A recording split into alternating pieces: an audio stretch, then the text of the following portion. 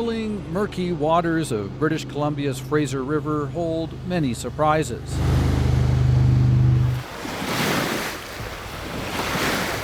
Okay, we're going to drop right here. Somewhere below lurk giant white sturgeon. A prehistoric beast little changed since the time of the dinosaurs 200 million years ago. Aaron Stoddart gears up for the day's goal, capturing and radio tagging the largest fish he can find.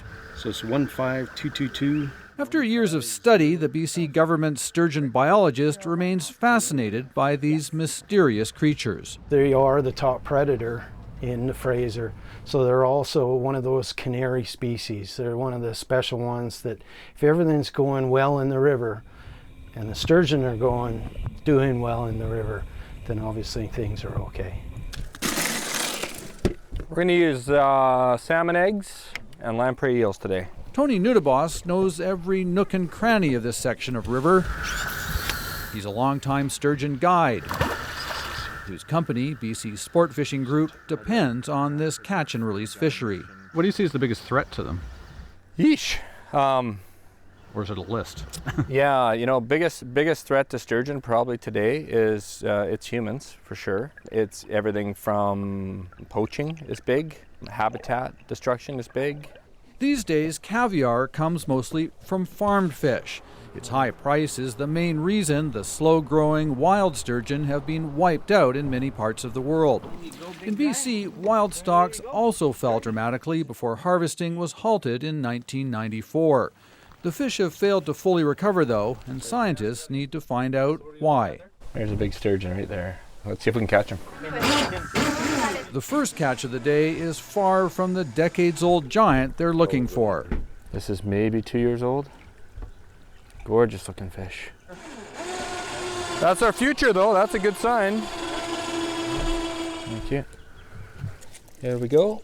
The young sturgeon is implanted with a small tag that can be read if and when it's caught in the decades to come. Oh, maybe not.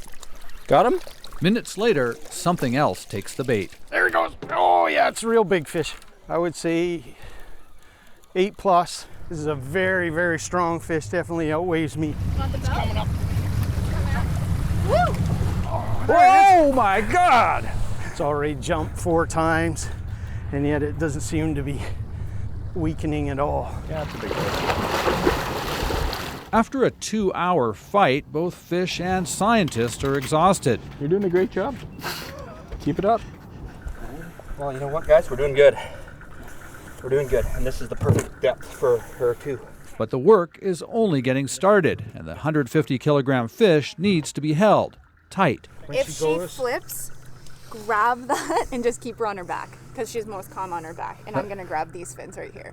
Keep her on her back. So okay? 300 pounds of muscle you want me to grab and hold on in the water. Do your best. Once things calm down, out comes the scalpel. We go near the midline just to open her up.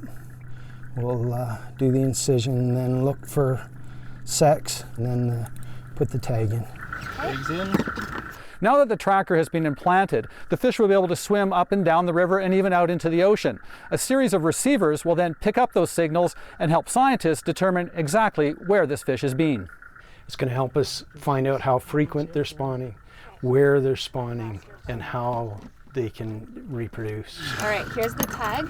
Montana McLean is a PhD candidate looking at the impact of catch and release fishing on the sturgeon's health. And I'm also looking at different stress hormones like lactate and glucose. McLean says studying a fish that can live longer than humans leaves her with a sense of awe. And what's the big mystery that you want to solve about sturgeon?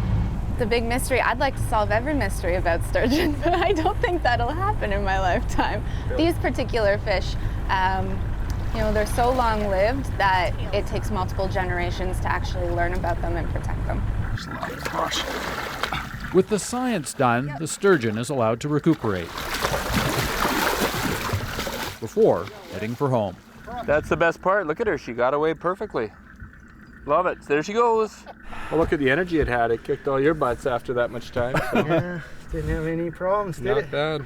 Their work done, the crew also calls it a day, having pulled back the curtain, catching a brief glimpse of what goes on deep below. Greg Rasmussen, CBC News on the Fraser River.